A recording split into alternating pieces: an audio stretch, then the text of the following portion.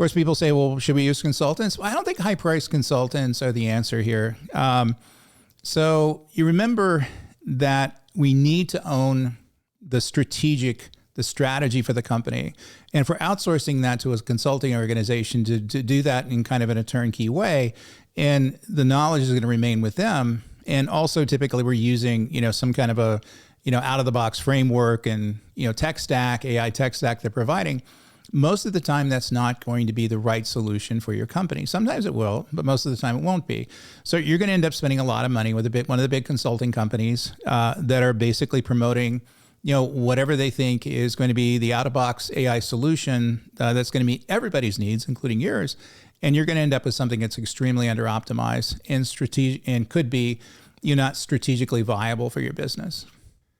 So this keeps happening because enterprise culture punishes technical dissent and rewards optimistic PowerPoints. So the people who warned about cloud failures are marginalized again and again, and will happen on AI as well. And I'm seeing this happen in the culture with many of these companies. So, a lot of the smarter people in these companies that are raising the alarm that they're moving in the wrong direction were the ones who raised the alarm that they're moving in the wrong direction with cloud, and aren't necessarily the ones who are going to be listened to. There's typically within a lot of organization, they don't like negativity. And so if someone's pushing back on something and say, we're doing something incorrect here, and this is not going to end well, history is not going to, value what we're doing here and the decisions we're making, they'll be pushed out of many of the meetings, and they're not necessarily going to be the ones who are listened to versus, the big consultants and, the strategic advisors and the, C-level folks in many of these companies that have very aggressive PowerPoint presentations that look really good. And people follow those because it's easier to follow a very positive,